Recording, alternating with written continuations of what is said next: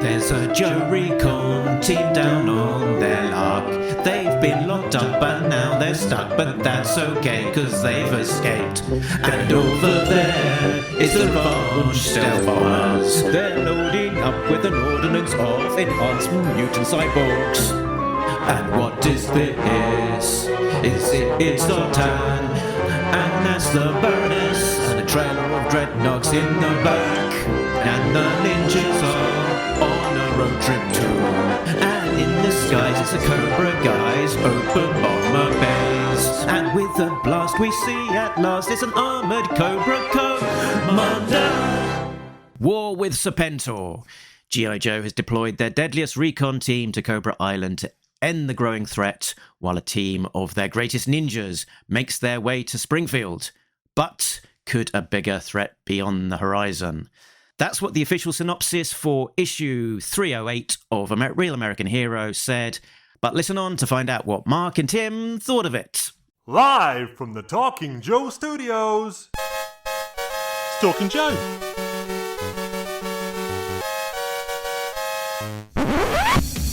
Talking Joe is on the air. Hey, it's me, Mark, and welcome to Talking Joe, the G.I. Joe Comics podcast. If you are new to the show, you can find out all of the details over at the website, talkingjoe.co.uk. Don't forget to like and subscribe on all of the various platforms. Today, we will be looking at G.I. Joe, A Real American Hero 308, which was released July 17th, 2024. And waiting in the wings like a mutant viper about to be dropped out of a bomb bay, it's a Real American Tim. It's Tim Finn. Hello, Mark, and hello, listeners. Hey, Tim. Shall we get straight into it? Yeah. So this issue that we're talking about today was brought to us by the regular creative team, that team being writer Larry Hama, pencils Paul Pelletier, inks Tony Kordos, colorist Francesco Segala, with Sabrina del Grosso on flats, letterer Pat Brousseau, editor Alex Antone, publication design Jillian Crab, and creative consultant Diana Davis. Tim, do you want to tell me about those pictures and colors that we find on the front of these books? Let's have a look at the covers in the gallery. Yeah, cover A is drawn by Andy Kubert and colored by Brad Anderson. As with the previous 7, this is a little unusual in that there are no marquee Joes on the cover. There are just Cobra soldiers. They are zombie mutated Cobra soldiers. And help me out here, Mark, with those shoulder pads. Are these kind of classified Cobra soldiers? Yeah, there's a bit of classifiedness in there. I think the Devil's Due era troopers had those kind of shoulder padding bits as well, perhaps. Okay. There are sort of one or two main characters on this cover compositionally, and that's, mutated Cobra Soldier 7052B and mutated Cobra Soldier X5902.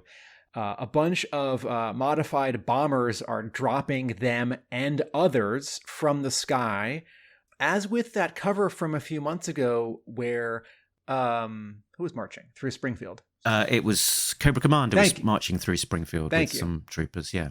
So similarly to that, the camera is on the ground looking both straight but also up, so we can see these one or two Cobra soldiers who have just landed or about to land, but also airplanes in the sky almost directly overhead. This cover recalls, is it Marvel issue 10? Welcome to Springfield, a nice little town with Cobra soldiers hiding behind fake houses and Storm Shadow and Scarlet. Maybe it's issue 9. Because in this case, mutated Cobra Soldier X0592X is falling and smashing through a Welcome to Springfield, a nice little town sign. The houses in Springfield seem to be slightly more developed than they were in the past, because some of these are 3 stories. I feel like when we've seen these suburbs, they're often 1950s, 1970s Americana 2-story suburban houses. But it is a cover, which is just an exaggeration. The colors here are really lovely, as always. Anderson does this thing that he often does, which I really like, which is he helps separate planes of space by color cast. So the two Cobras who are closest are sort of blue and like normal local color. The foreground ground and the middle ground behind them has a lot of green in it, and then the farthest away houses and the Cobra soldiers in the air and the sky itself have a reddish tint to them. So he's separating planes. I really like this cover because it's a story cover, which we haven't really gotten since 302, with some Joes and a tank and a corpse. And as bold as Andy Kubert's more pin-up action glamour shot covers are, G.I. Joe has such a rich history of story covers, and I just respond to that. Cover B, which your store can order as many or as few as it wants. This is not rare, although fewer people are ordering it, so it's less common, is a black and white edition of this Andy Kubert cover. And then the 1 in 10 variant is drawn by Brad Walker and colored by Francesco Segala. As with the previous 1 in 10s, there's a Joe in the foreground, some fiery explosion stuff in the middle ground, and then a Cobra not sharing the same space, but in a montagey, enlarged, looming visual style in the background. In this case, it's Spirit's iron knife in the foreground. He's sort of leaping sideways with his dart gun sort of up against his shoulder at the ready. In front of the logo, the red, white, and blue stripes on the logo, is his Eagle Freedom. And I'm reminded how much I like it when Hasbro or editors let artists or designers put some of the art in front of the logo. And IDW tended not to do that. And compositionally, now and then, I felt like someone's head or sword really wanted to be in front. Behind these two, this human Joe and this animal Joe, is Storm Shadow, looking really dangerous and exciting. And what's interesting here is that according to the logic of these variant covers, here, Storm Shadow is a Cobra. And so these covers aren't at any particular point in time. Don Marino was on one of them, so there's something modern about them. But otherwise, they're generally using characters from the first few years of G.I. Joe and their sort of most iconic version 1 or 2 costumes. So these do feel like sort of quintessential and prototypical G.I. Joe visions rather than specific story or time-stamped ones. But it's fun to be reminded that Storm Shadow was a bad guy for the first 4 or so years. Mm.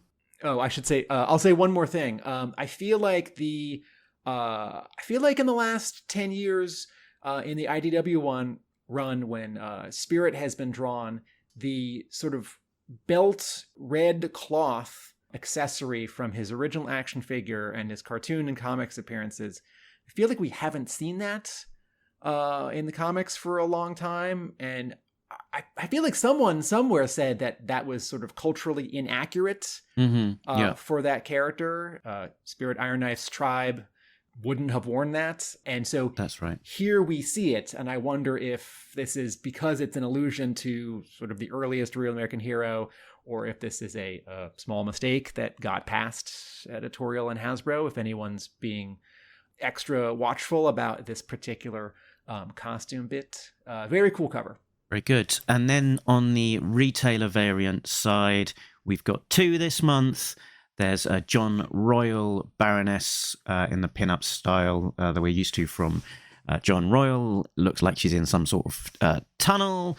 And then the second cover is from an artist called Sozo Maika, who I'm not familiar with. This is an exclusive for KRS Comics for San Diego.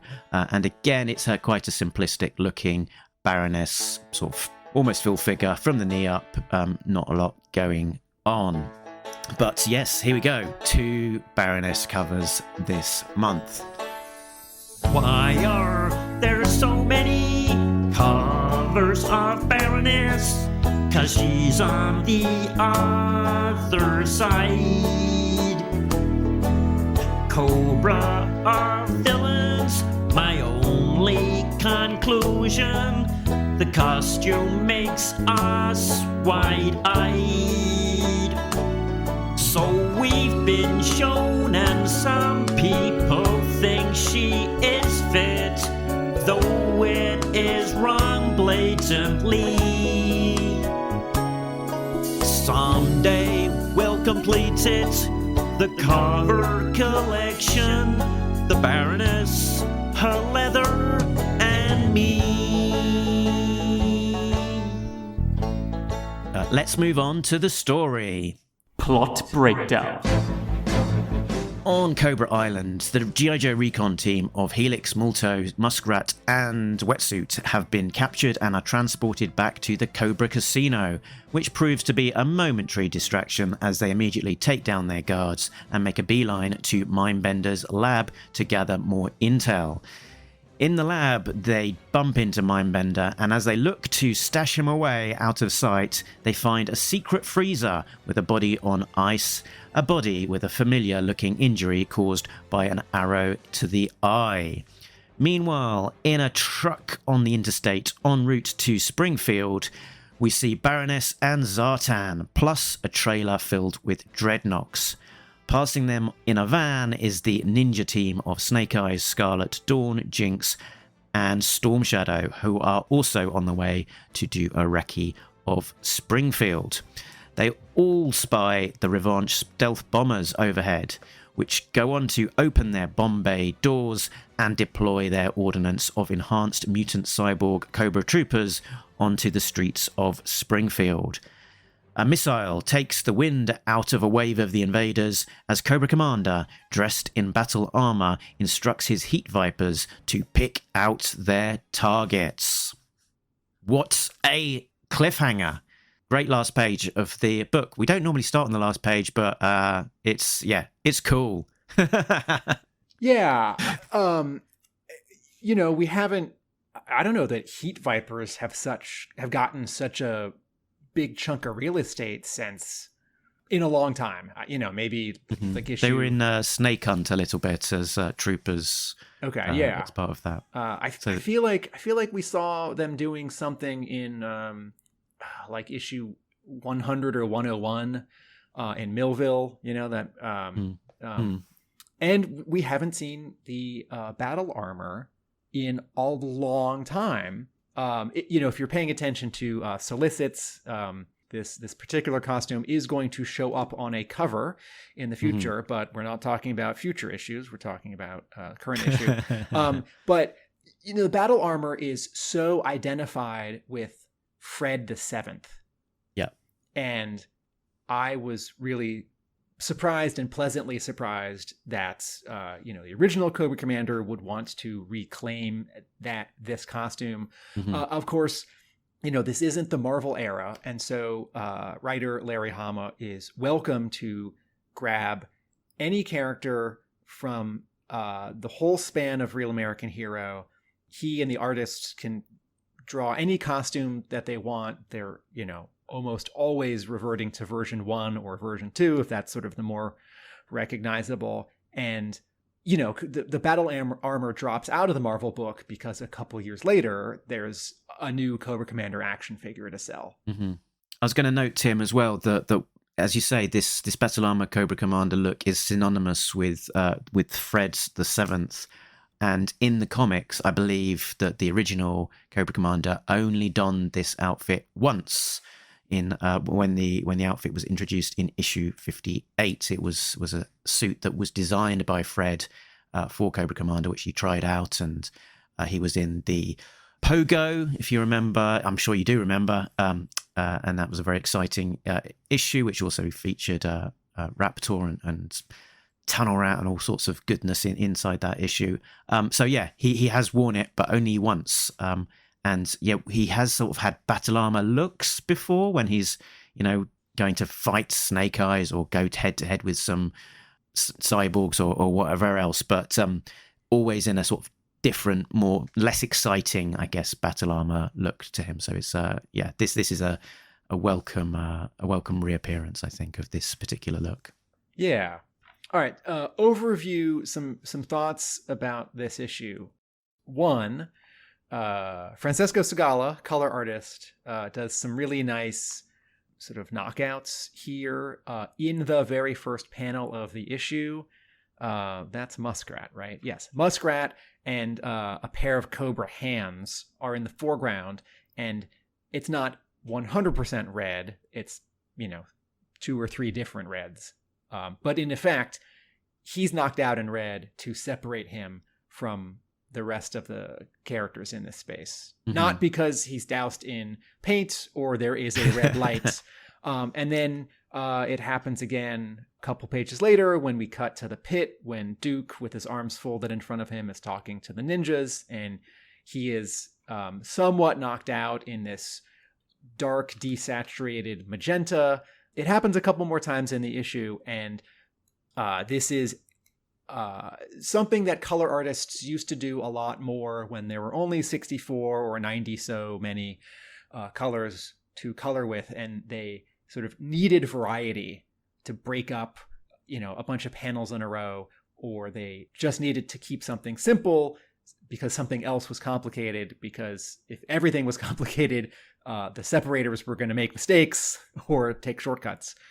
We see it with the backgrounds as well, that sort of every couple of pages, there's, instead of doing a detailed background, there'll be a blue, a yellow, an orange being used to just sort of separate the panel from those around it, and also link to the mood of the panel, of perhaps a burst of action or shock or whatever else, such as about halfway through the book in Dr. Mindbender's lab, as he walks through to see the Vipers there, and he's sort of shocked that these sort of lines springing out from him in a sort of a slightly manga kind of style, illustrating the shock. His pupils are dilated, and it's sort of, the back is all knocked out in a fairly solid sort of orange to kind of really sort of emphasize that panel and to separate it from the rest of the page. Lots of fun uses of and effective uses of color like that. Yeah. So Segala, I think both the art is getting, both Pelletier as pencil artist, storyteller, and also Segala as color artist for Pelletier are getting more comfortable. So the characters, the weapons, the vehicles look better. Pelletier's first issue didn't look rushed, but things here and there just looked, 2% sort of underdeveloped or not sort of sharp enough or solid enough. Great artist, storyteller, but as he said in his interview with us, he's more comfortable drawing people and soft things like fabric than weapons and tech. And I was happy that his second issue, I thought, showed him more comfortable with the stuff. And that continues here. And just as with their first issue together, I thought that Segala was coloring Pelletier too much like how he had been coloring Chris Mooneyham on the first few issues. And in the previous issue, Segala backed off a little bit. It still looks like what he's been doing on this series, which, as a letter in this issue mentions, is a mixture of modern techniques and retro techniques. But this issue just looks good all over.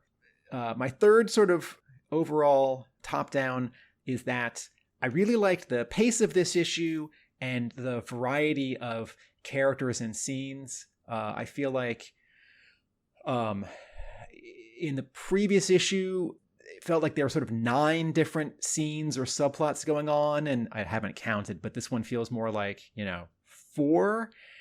So the groups of characters here and there, we get a little bit more time with each of them for them to do stuff and for the scenes to breathe. So this feels still like a setup issue, like a big issue is coming, but less like a transitional issue where several subplots are all being slightly moved forward. This one feels like it's got some bigger, medium-sized like movements. A bigger pace forwards, where it feels like we were sort of nudging a lot of the plot slowly forwards in the last few issues, but with the sort of destination of where we're going to get to, pretty visibly in place, and with the last couple of pages here of those jets finally launching from Cobra Island, deploying the troopers on the streets of Springfield, and Cobra Commander beginning his defense. It's kind of delivering on the the promise that has been kind of built up over the last few issues, really. Yeah. And 2 or 3 more quick top down. The surprise you mentioned that's in a refrigerator case under Mindbender's lab. Wow. Wow. Also, I think there's a continuity issue because the last time we saw this particular person or object in an icebox surrounded by ice cubes in issue 90, it did not have half of an arrow sticking out of its head. Okay.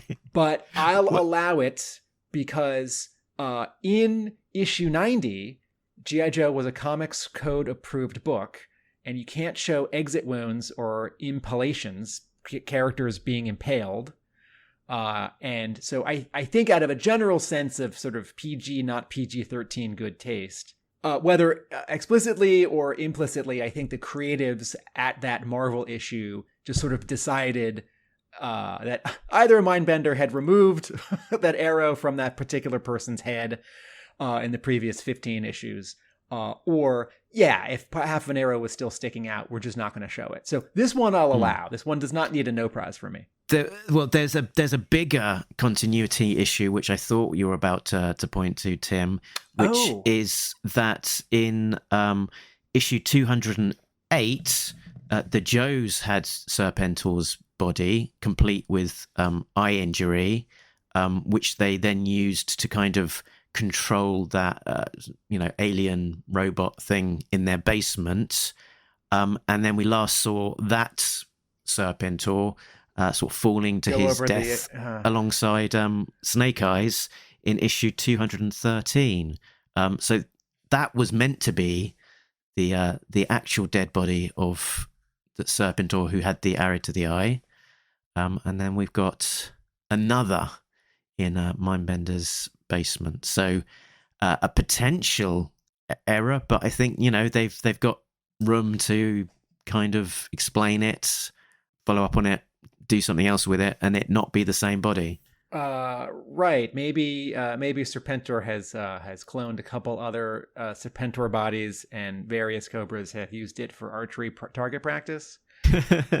Maybe a Cobra agent somehow snuck into the bottomless pit under the previously unknown subbase under the pit, and stole the twice dead corpse of Serpentor and stuck an arrow in its head, and also it wasn't like splattered at the bottom of that. Well, having forgotten that IDW bit that you just brought up, I was surprised and pleasantly surprised to see this. I also like the little bit of sort of physical choreography where Molto in disguise says, "We have to exfiltrate Kagad. What are we doing with the freak?" He's kneeling. And so it gives him a little sort of physical inclination to already be looking on the floor under a desk or something. He doesn't say, "Hey, I'm looking for," but then he says, "Well, look what I found." And then I just thought the staging of this scene in this reveal, regardless of what I think might be a gigantic continuity error, I thought the staging was really cool. And you know what? Actually, there's no in all G.I. Joe sort of death iconography, I think only one person's gotten an arrow to the face. But we don't know for certain that this corpse on ice here is the Serpentor that died in the Marvel Cobra Civil War. And then it was sort of led towards that, but it could be a misdirect. It could be something else entirely. So right. I'm giving them enough rope to run off with this one, and hopefully they'll surprise us or do something slightly unexpected. In terms of characters moving from place to place, I really like this issue. I think part of what we sometimes feel when in an issue like 307, like there's a little bit of spinning wheels or treading water. I think sometimes that has to do with characters not physically moving. Snake Eyes in the previous issue was doing a training sequence. So, he moves 20 feet. And Duke is in the headquarters and he talks and he moves 0 feet. And, Serpentor, Khan, and Alpha 001 and Mindbender like do a tour of a runway or a factory or something. And, they move like 30 feet. But in this issue, there's more driving from point A to point B. There is more, Zartan and the Baroness have already crossed the Atlantic since the Atlantic Ocean since the previous issue. Oh, right. Yes, of course. Yeah. And bombers have now crossed the Gulf of Mexico to go from Cobra Island off of the coast of Florida to Springfield. And we don't know, this might be worth reminding everyone, we don't know where Springfield is. I've always gotten the sense that it's, it's not quite on the East Coast and it's not quite on the West Coast and it's not in Texas and it's not in Michigan. So I'll say the very, very large middle West and Middle East-ish of the continental. It's not in Hawaii and it's not in Alaska. But there is a lot more physical movement in this issue. And there are some very small sort of emotional nods to sort of recent events that I think readers that are paying attention will appreciate. So, Duke says to Dawn, Dawn, are you up for this? She says, I can handle it. And that alludes to the last 2 issues. And then Scarlet says she's a full member of the team now, of the clan now, right? Which alludes to what the ninjas said in the previous issue. And then, I wanted to ask you about this. When the ninjas are driving, and I want to pick up on the scene transition in a moment, but the ninjas are in a van, and Storm Shadow makes a suggestion, and 2 other ninjas say, no, let's do it the other way. And then Storm Shadow says, I defer to Snake Eyes, and you, who are doing such a great job, Scarlet.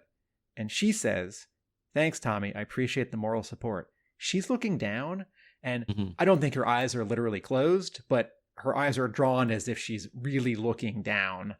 I don't mean unsafe, not paying attention to the road. I mean sad. So, Mark, what's going on here? Do you want to know what was on my list of talking points? Ask Tim what he thinks is going on in that particular scene. I wasn't sure. It doesn't feel. It feels like there's a slight incongruity between the there's a $5 word between Scarlet's expression and perhaps the dialogue.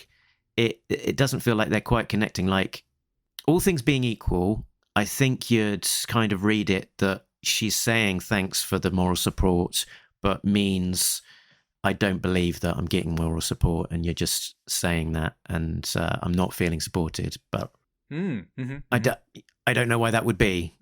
I was wondering, so the last 2 emotional things we've seen Scarlet go through in recent issues are she's reunited with her dead partner, soulmate.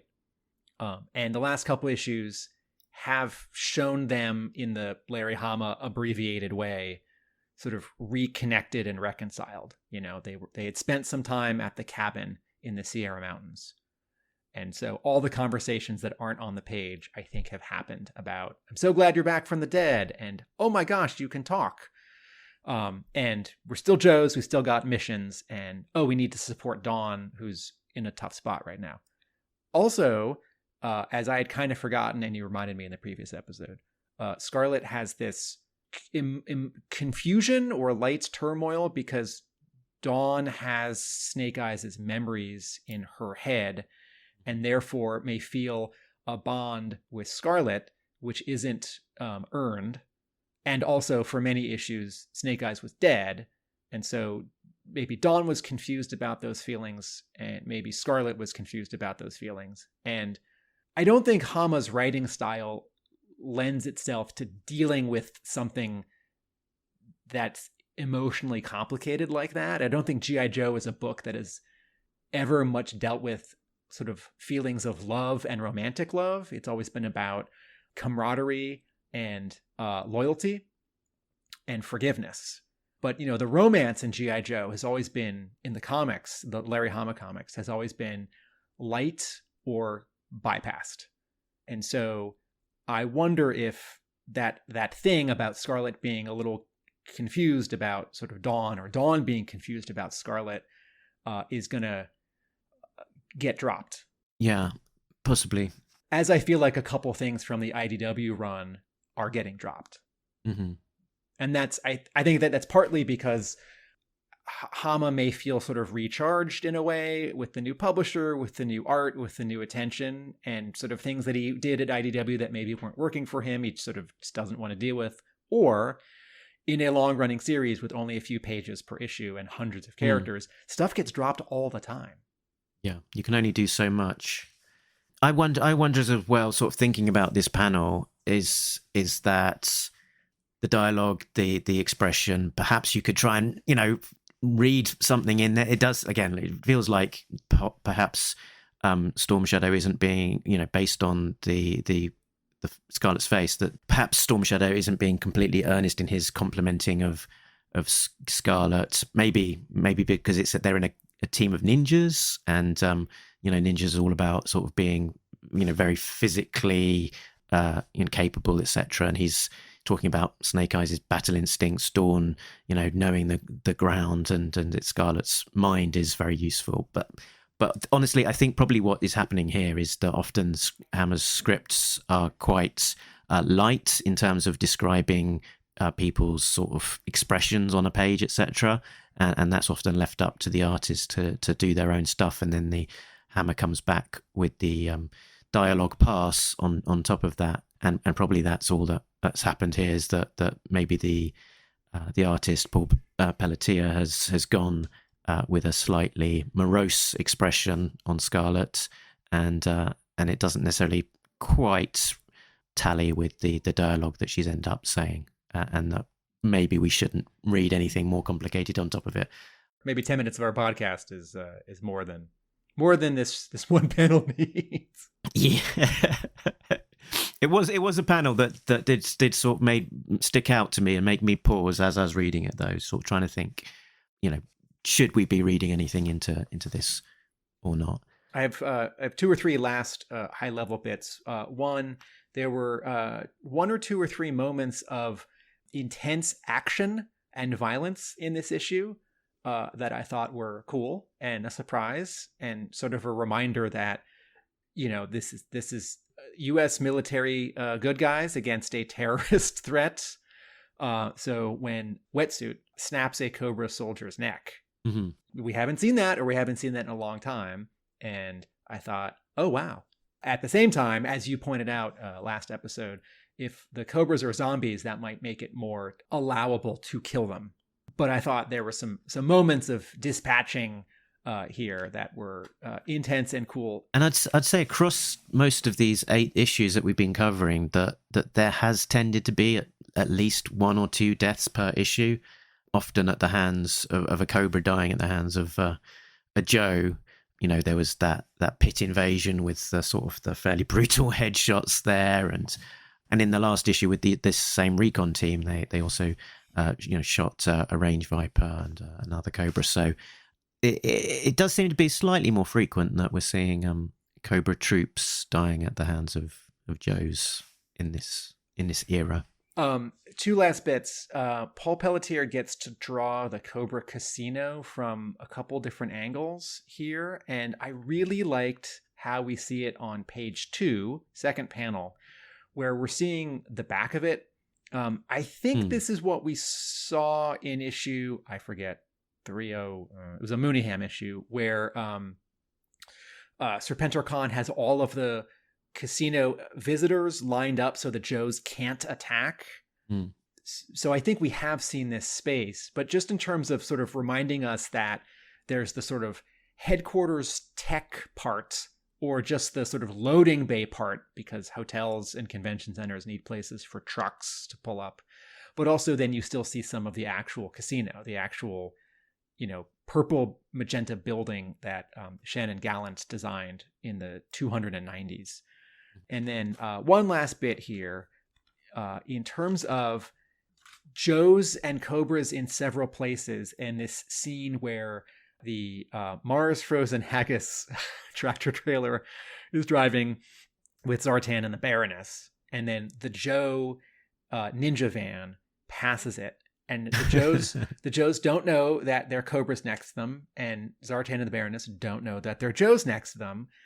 I thought that this scene was fun and funny, and reminded me of things I have seen, Rock and Roll and Clutch in, is it a Camaro in like issue 35 or 36? And well, Rock and Roll and Clutch in, I think it's a Camaro in issue like 88 or 89.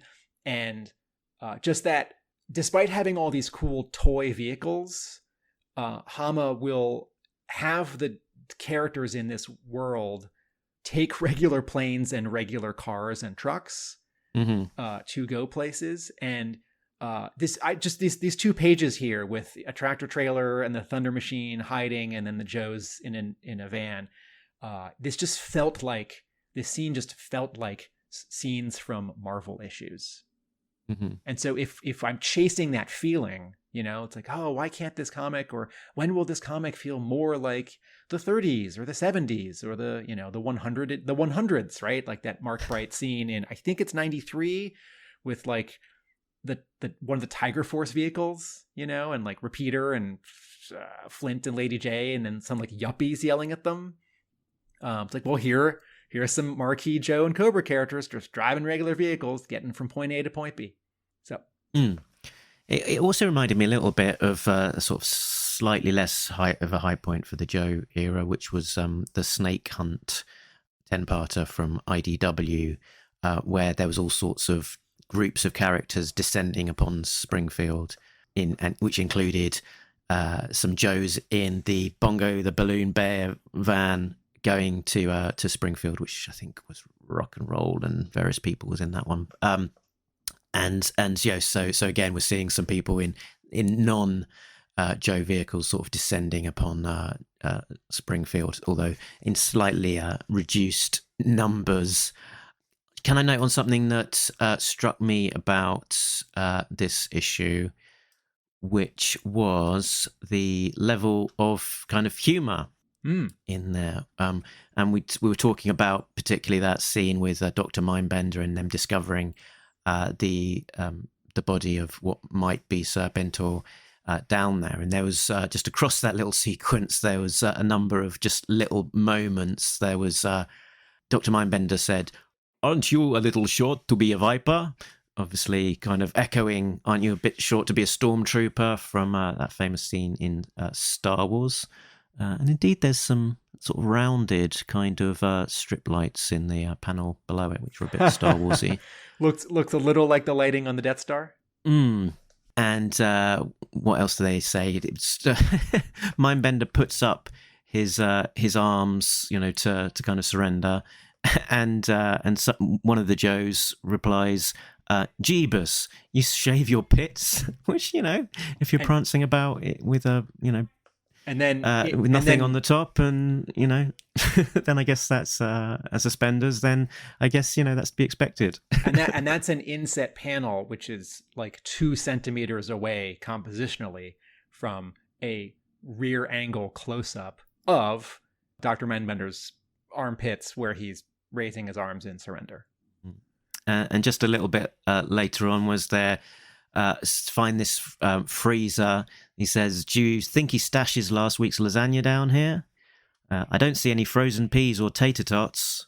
And there's and then particularly on this team, there's some kind of jokey sort of banter asides here and there as well. So what people don't often comment on about as much on Hama's work is the kind of level of humor that he does inject into these sequences. Yeah, there's another bit. There's some sort of story and character logic that I like here on display, where closer to the end of the book, as Baroness and Zartan pull up, and then that's a 1-page scene, and then the following page, the ninjas pull up, and it's a 1-page scene. Both sets of characters see these stealth bombers flying a certain way and flying low, and they all realize what it means, right?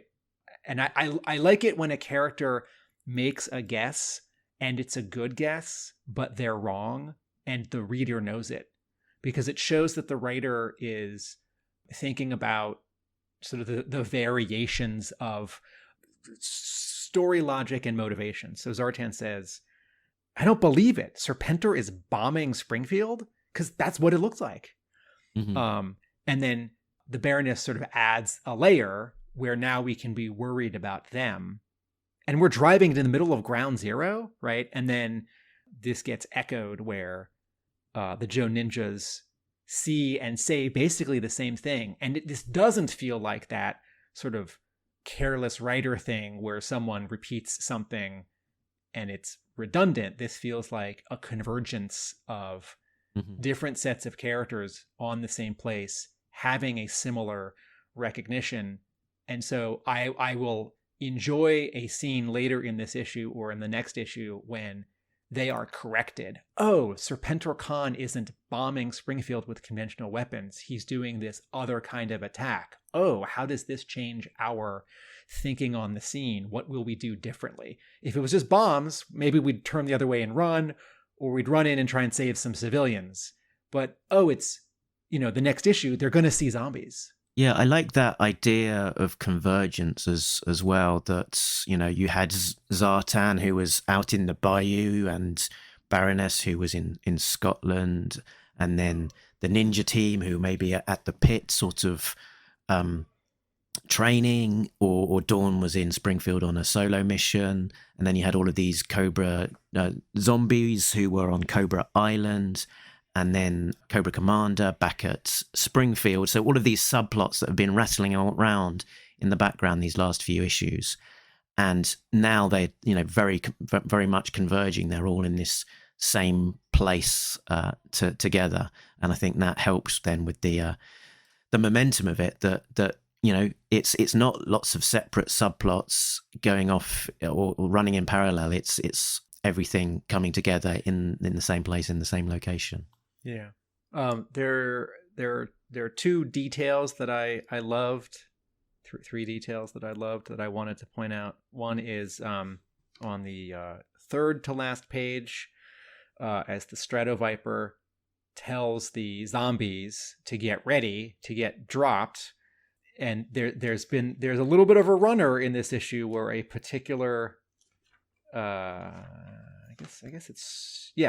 a particular Cobra soldier, mutated zombie, and a particular Alley Viper talk in a previous page, and then talk on this page, and then talk on the next page as they're falling. And one of them says, just remember to have your teeth clenched when we hit the ground. You don't want to be biting off your tongue.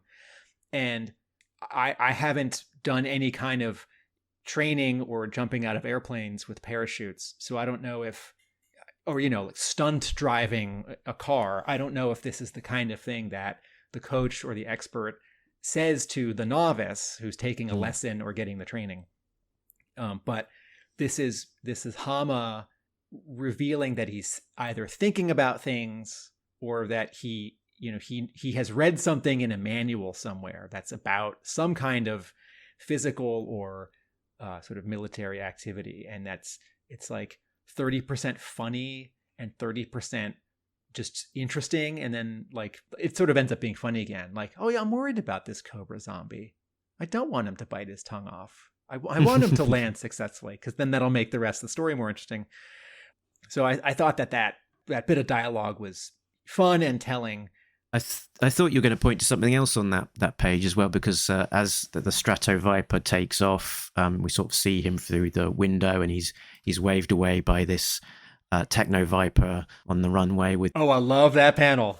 With these amazing kind of Cthulhu-esque kind of tentacles coming down off of his face.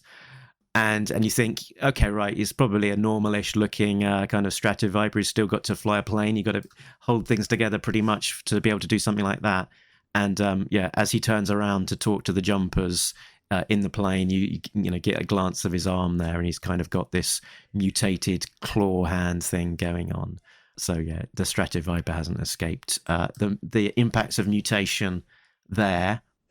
The scene has a Techno Viper doing a Techno Viper thing, which I really like. And I think actually if this were issue 5 or 20 of the Marvel run, this would be a like Caucasian guy without a helmet, but like maybe a Cobra mask over his mouth, and like ear mufflers with those orange ground crew light directors to show an airplane where to taxi. I feel like Techno Vipers are more like fixing things rather than ground crew. But of all the Vipers, it's not going to be a Meta Viper. So I like this. I like this panel just as a, Hama throwing in one more kind of character, one more kind of toy that's someone's favorite. I also just really like the composition. In the previous episode, I pointed out a page where I thought Pelletier had left some negative space open on a page under and around a panel, and it didn't work. It wasn't terrible, but it was just sort of lightly unrhythmic. And this is the opposite of that. The sort of the second panel on this page with SERPENTOR yelling isn't as tall, so there's space for the Techno Viper's head, and then the diagonal on the Techno Viper's arms, which cross back into the first panel, which doesn't feel like a confusing sort of loop-to-loop, and then the negative space for the word balloon, which is the air traffic controller that we don't see. Pelletier's page layout is satisfying and always nicely rhythmic, and there's nothing exciting or special about a panel that is not encased in a regular panel border with no background of a Techno Viper waving a plane over. And yet it just adds a little bit of extra oomph here because of the diagonals and because of the composition. The idea that I was going to follow up on is sort of, after seeing these sort of interesting looking mutated Vipers of various descriptions, there was a scene where the recon team are captured and taken into the Cobra Casino jail, and their captors are relatively normal looking Cobra infantry and +1 Viper without any sort of obvious mutations. I wouldn't even say relatively. I would just say they are drawn and colored normal. Their skin doesn't have any boils or discoloration. They don't have tentacle arms. Their costumes aren't torn. This feels like either the plot called for them to be unmutated or Pelletier drew them as unmutated. But when the Joes fight back, is this where you were going? No, I don't know. After the Joes have been tied up and put in a little box, the doors open and 2 Vipers and a Cobra soldier, and I guess one more, come back in, and then the Joes, having freed themselves, attack. And Muskrat says, "These mooks are the non-cyborg mutated Vipers, but they're still harder to put down than ordinary Vipers." And again, in this scene, the second scene, they don't have any costume tears, any boils or skin discolorations or tentacles. So the dialogue is saying these guys are mutated, but the art doesn't actually support that. And, you could argue that some of the zombies are really zombie-ish and some of the zombies are slightly zombie-ish. But again, there's nothing here visually to denote that these are even slightly zombie-ish. Pelletier is more comfortable drawing weapons and vehicles, but I can tell that he still has a little ways to go. There's a Cobra hiss in the issue, which looks like it's the treads are sort of wider and further set apart.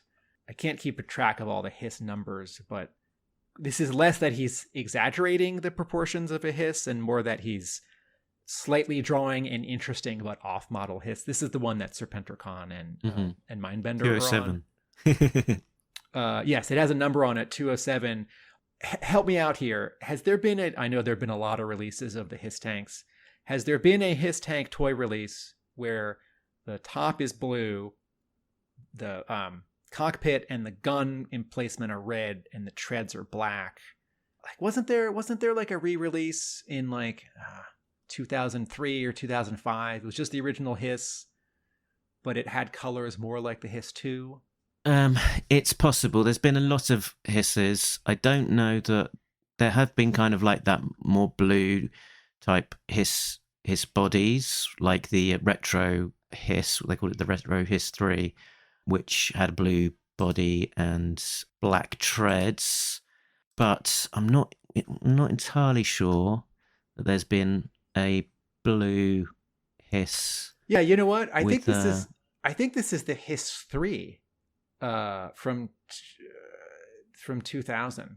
I think this is the Hiss 3 from 2000, slightly miscolored. I think it has black on the bottom, blue on the top, and then the toy has black guns on top, and this has been colored red, and I'll allow it. Or the 2008 Hiss 287827. I think that's what's happening. I think he's drawing the 2008 Hiss. Anyway, I wanted to ask you about this vehicle on page 1 and page 2, Mark. Oh, yeah. So you're talking about this vehicle that looks a little bit like a kind of Stinger, but with an open back to it so that it can be used as like a troop transport. Yeah, like half Stinger, half pickup truck. So you can put 4, you can seat 4 in the back. And it has a little gun pod on the top. Yeah, it's the type of vehicle that doesn't exist as a toy, but is the kind of thing that would be quite a practical vehicle for, day-to-day use for sort of transporting people around on a, Cobra Island. Yeah. And so that's page 1 and 2. And then on 3, 4, 5, on page 5, there's sort of an actual Cobra transport truck, which is bringing some tiny squiggly gray Cobra troopers to one of these stealth bombers on the airfield. And when I see one of these, I think wasn't there some vehicle for the Rise of Cobra movie line that was just like more of a truck or an armored car, that would bring money to a bank, and less of a fantastical 1980s vehicle. And sometimes I get slightly mentally mixed up, and I think, did I see a photo somewhere of someone who took a toy from a different toy line and painted it like a Cobra vehicle? And it's like this, this transport truck. And then they posted a picture online and they said, hey, everyone, here's a vehicle that doesn't exist, but definitely should have. And it's not it's not fantastic, but it serves a need. 2 last details while I'm pointing out little things in Paul Pelletier's art. He draws the Cobra Viper, the 1986 Cobra Viper helmet, the blue helmet over the silver faceplate, with the shape that Chris Mooneyham was doing, which is not on model to the 86 action figure, but is not an unreasonable change. And as much as I want everyone to draw everything just like the toys, it's totally reasonable if Mooneyham made a change that Pelletier keeps it consistent. I did want to point out the mutated alley viper who gets dropped is holding a machine gun thing that looks kind of either invented or like it was pulled off of a vehicle. It is not the alley viper's actual machine gun. And that page, the second to last page of this issue, where the Cobras are falling and land and start shooting, and then 2 of them get blown up. The soldier and the viper who've been talking, the alley viper. This page feels to me like, and I say this very, very lightly, not to sound like a criticizing jerk. Sometimes there's a page in an issue that is not the strongest out of the 20 pages, that either the artist was at the end of the month when they were drawing it, or that's a page which had a change, and so they had to spend some time on it when they thought they'd already finished it, or something about the script means that page is sort of the least fun to draw. And this page, even though there's cool action on it, and you get sort of the end of this mini story arc with this Cobra soldier and this alley viper, right? They get to say 2 more things, and then they get blown up. This page feels like the one that Pelletier had the least amount of time to draw, and the one that, though I still like the colors a lot, Segala got to put the least amount of work, the least amount of his magic on, right? It is a clear and convincing and capable page.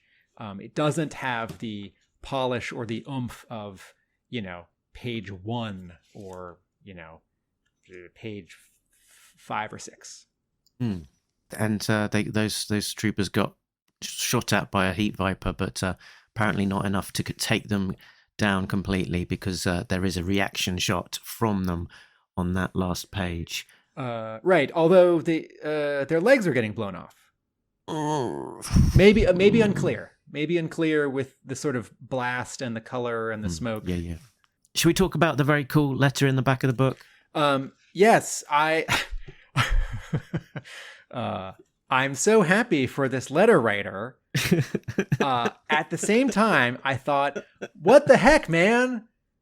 Aren't the editors getting hundreds and hundreds of letters? They keep running a letter by this same guy. What about all the other people who've never gotten a letter?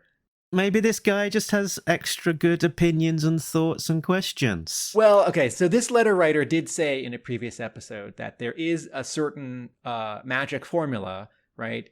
Not too long, you point out some stuff that's working, you make a request or you ask a question, and and I think that's very smart. So I would like to congratulate Talking Joe's host, Mark, for getting another letter. Is this your fourth? I think this is the fourth. In all fifth overall. In all Real American Hero comics. Is this your? There was one in Cobra Commander as well, wasn't there? Is this your third in a Skybound Real American Hero issue? I think it might be. Yeah. Okay. How about typos? Are there any typos in this one? There's not so much a typo, I think, and more just a slight wording that I would have wanted to adjust. Would you read us your letter? Okay, let's do it. Dear Alex, Larry, and crew, ARAH 304 was one of those issues where the team really seems to have hit a groove. The plot zips along, delivering us a couple of pages at a time before moving location and advancing the various subplots.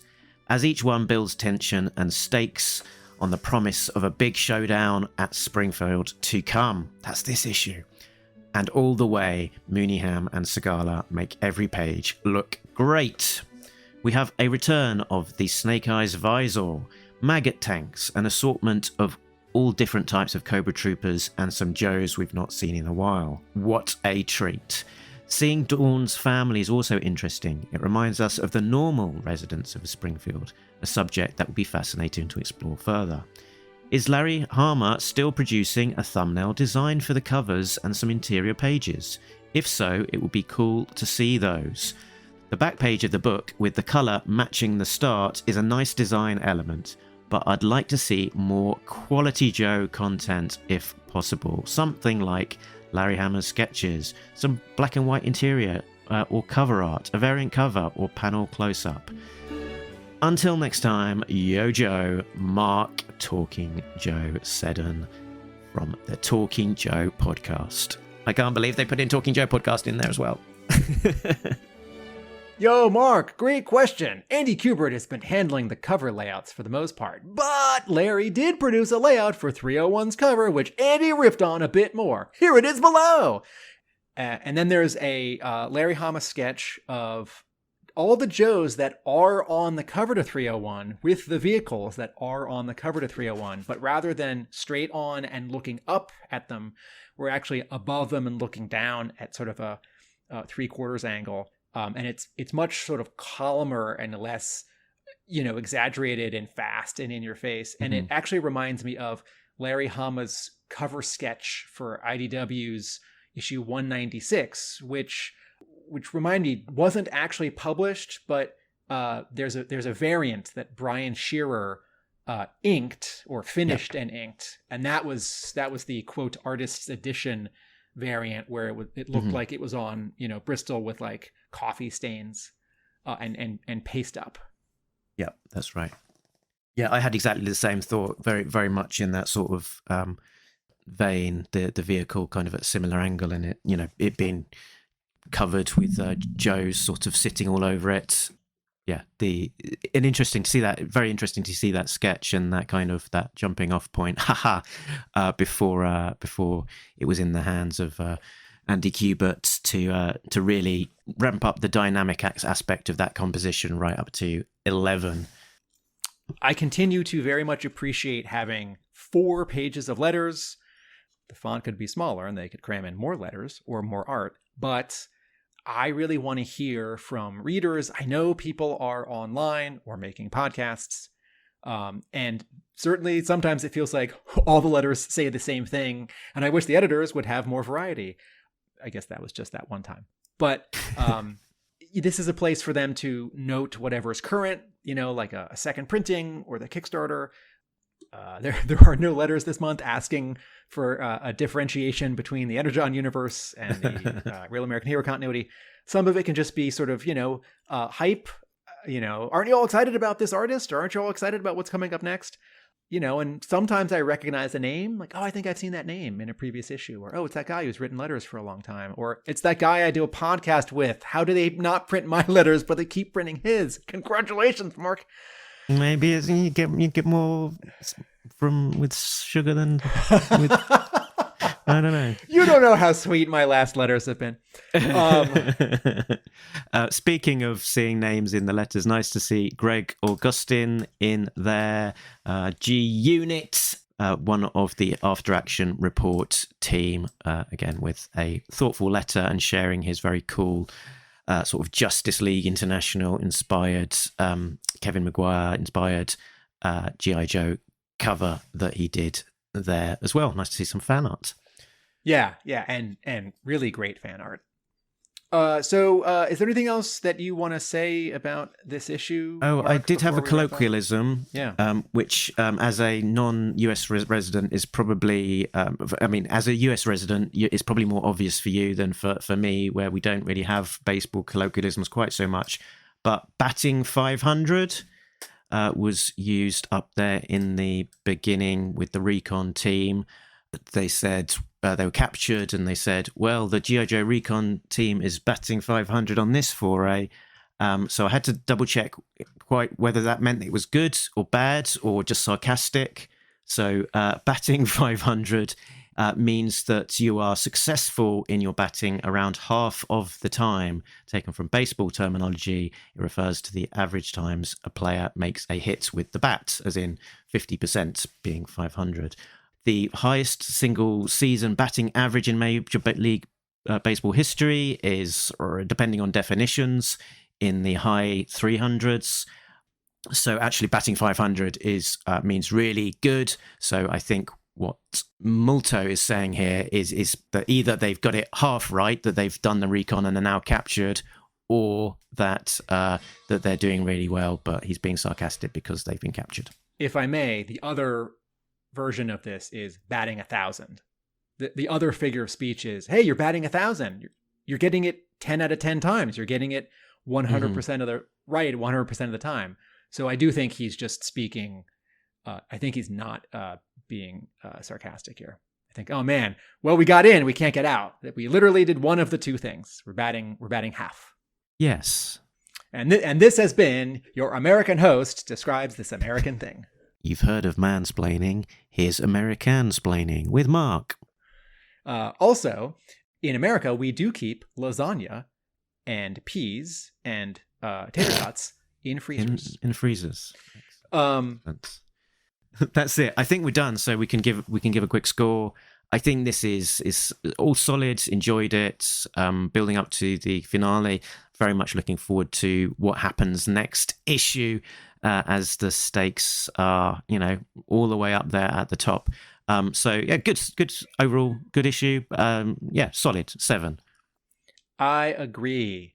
In the moment, I want to give it an 8 because it's really satisfying. But I also need to remind myself that this isn't like a best first issue ever. This isn't a best self-contained, double-sized, or special missions issue ever. It's not the fight, the battle, the climax.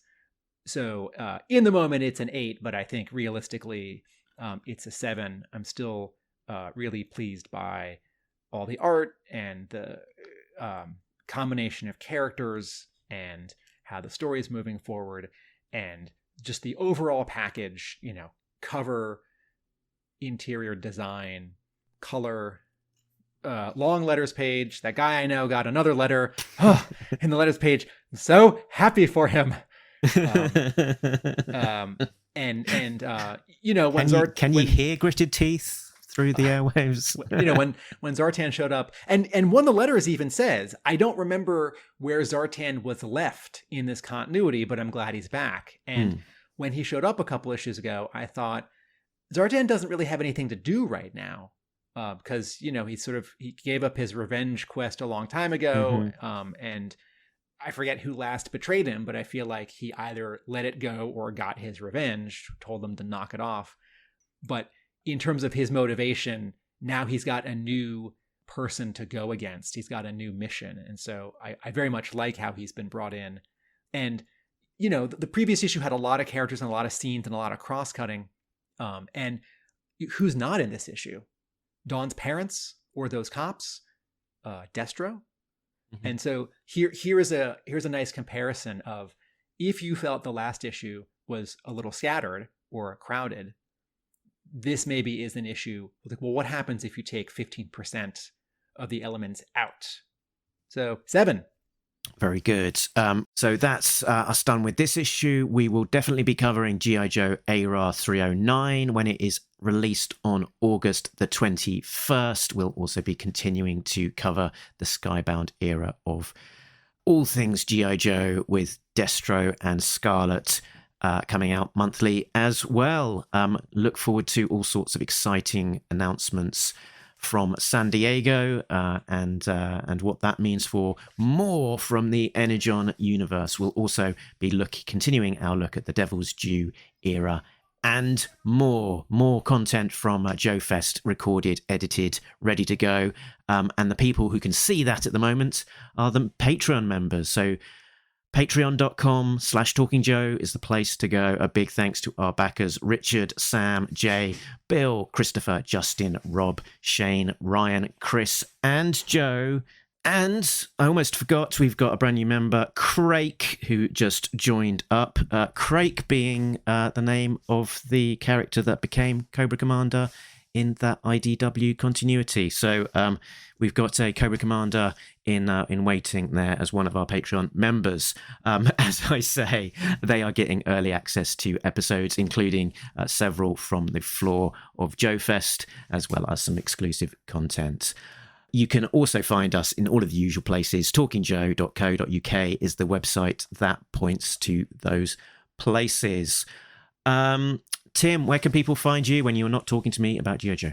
With my creative partners in New York, we post video essays on television and film.